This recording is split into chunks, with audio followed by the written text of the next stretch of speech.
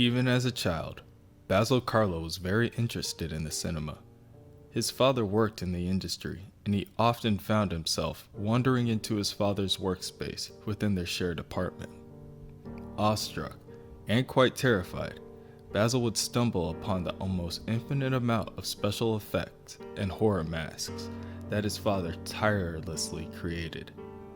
The masks looked so real that for a moment, Basil would forget that they weren't. But there, for just a second, he would feel something more honest and more powerful that terrified him to his core. On this day, Basil's father found his son in his workspace and was elated at the interest that Basil had in his life's work. It does, in fact, take a genius to create such vivid masks. Basil's father explained that the face is a canvas to the human soul. The strange and sometimes horrific truth of people can easily be revealed by the assistance of some industrial chemical.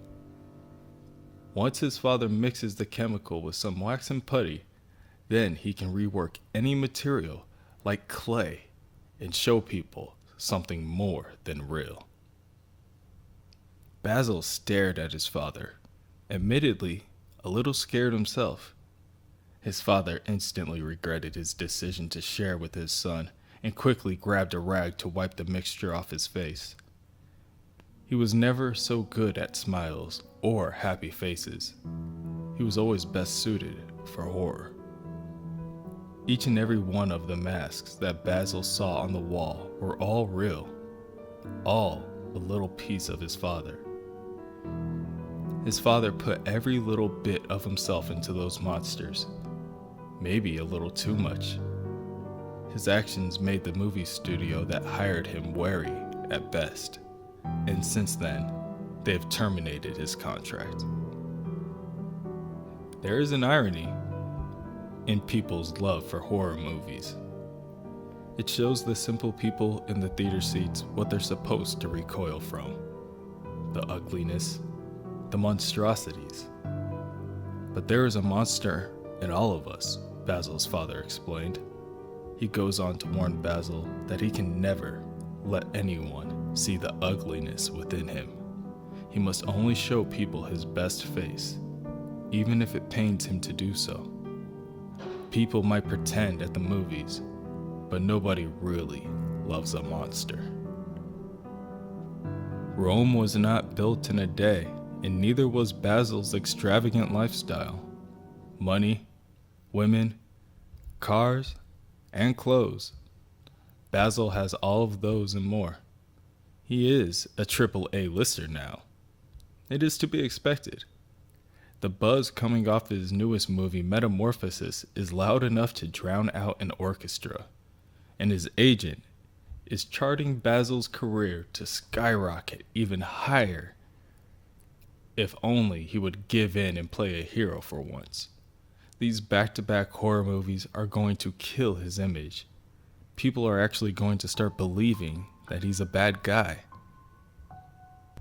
Later, Basil goes on a hike with his newest girlfriend, Glory, the production assistant that is working on his newest project Basil is trying to appear in, Second Skin.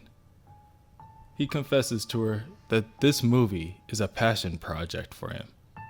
A man consumed with sadness and anger inside that hurts the people around him. Basil's father was a lot like that, and he needs to prove to him that you can show the world the darkest, saddest part of yourself, and they will still like you for it. Feeling invigorated after their conversation, Basil speeds his car around the mountain to let every one of his close ones know that he just got what he would call a role of a lifetime. He's about to make his final call when he receives one of his own from an unknown number. The caller informs him that they are looking for the son of Victor Carlo. At first, Basil believes it is a debt collector until the unknown speaker tells Basil that his father was found dead in his apartment that morning. The shock causes Basil to crash the car into the mountain, and he is unconscious for a couple of days after.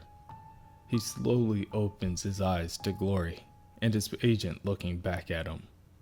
All Basil can ask is why they are looking at him with that look in their eyes. Glory tries to smile, but terror is not easily masked.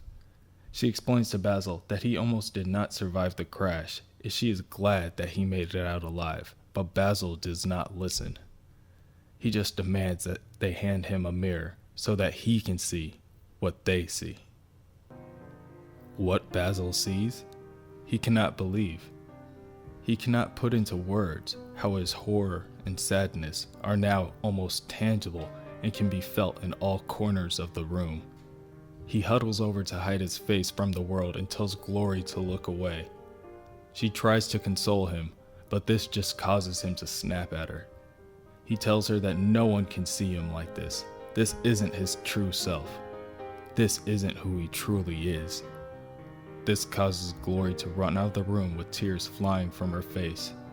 This is also the moment that Basil's agent has decided that he has seen enough. No one is going to pay money to look at Basil's face now. Life goes on, and Basil must continue to uphold his duties. He may have lived through the crash that day, but his father, unfortunately, did not. Basil goes to his father's old apartment to clean out his belongings. He wears a large green coat and glasses that shield his face, even in the dead of night.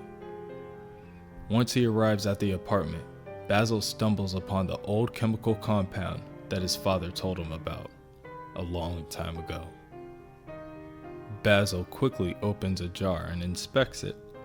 He isn't too familiar with Daggett Industries as a whole, but perhaps it is the same Daggett that is popular amongst cosmetic circles. If he remembers correctly, his father told him that the only thing that was needed to perfectly mold with this compound was to mix it with a little bit of wax and putty. Yes, that's it. And mixed with the secret ingredient, Basil will once again be able to show the world who he really is. The next day, at the production office for The Second Skin, Basil's agent is currently trying to sell the director on hiring one of his other many clients. Veronica St. Clair is not impressed with his aggression. That is when Basil arrives at the office and shows the production crew that they have nothing to fear. He is looking better than ever. For now, Basil's in the clear, but the amount of formula he has will not last through the filming. He will need to find more. A few weeks later, Commissioner Gordon turns on the bat signal and awaits Batman's approach. When Batman arrives, the Commissioner plays back a recording from one of the phones from Daggett Chemical. Apparently, a man has been assaulting workers in search of a decommissioned product called Renew. The Commissioner goes on to tell Batman that Renew is a residual gel designed to remold industrial plastics without heat. It was soon discontinued because it had the unfortunate side effect of melting the hands of anyone who worked with it. Basil approaches a warehouse where he is sure that he will find more of the Renew product. In order to blend in and hide away from wondering eyes, Basil transforms his face with a simple adjustment of his hand. Batman travels to the warehouse and finds Basil disguised as a security guard carrying a crowbar, and quickly, Batman lunges forward and jabs Basil in the center of his face. Batman is then frozen in shock as he sees his strange opponent standing in front of him with his face falling into itself. Basil is arrested and transported to the hospital. He is left with only his thoughts and a mirror as the violent lightning strikes illuminate the room. Batman arrives through the window and tells Basil, at this moment, he has a choice to make. The chemical that Basil had been using on his face is destabilizing the neural pathways to his brain. That's why he has been having trouble controlling his emotions.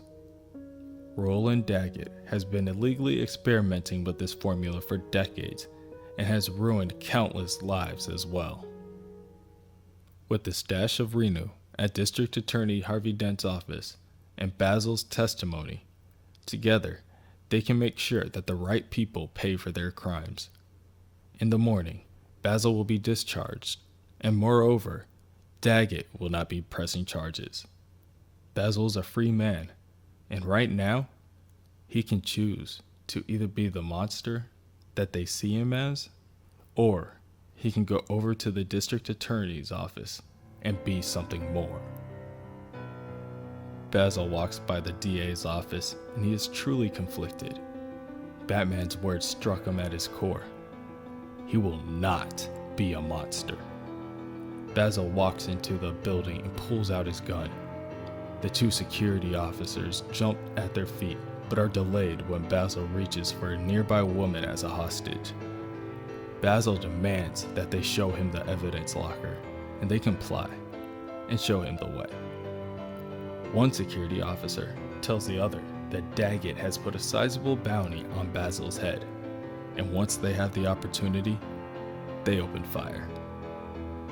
The officers miss their shots and strike the jars of Renu in front of Basil. The jars explode and glass and solution fly in all directions, causing gallons of solution to pour onto Basil. The officers are unsure if Basil's current cry is one of pain or terror, as they see him put up his arms to defend himself, but at no avail. His skin starts to sag and drip, his jaw begins to unhinge, and parts of his body begin to splatter to the floor. That night, the second skin production is still underway. All that can be heard are laughs and the fun conversation between coworkers and friends. Basil's former agent has even arrived with Basil's replacement, a perfect copy of Basil and a smile that shines brighter than the damn bat signal. What more can you ask for? That is when Batman arrives and tells everyone that they need to run now. A large rumble is felt underground before Clayface appears. Clayface, now the size of a building, with a hand the shape of a mace, swings for Batman and destroys much of the movie set. He tells Batman that he has made his choice. He never wanted to be a monster, but the world has just forced his hand. Now, the world will see him for who he truly is. Glory, who refused to run with the others, pleads to Basil to stop. She knows him. He isn't a monster like he thinks. That's when Basil raises a jar to the air and pours it on his old girlfriend. Basil goes on to tell her that she doesn't get it. There's a monster inside all of them. Basil remembers being a child and sharing the love of horror movies with his father. His father taught him that the monsters are usually the ones who are the saddest. The way they were treated was often quite cruel. So much so that Basil would often shed a tear when watching these movies, and he could never explain why.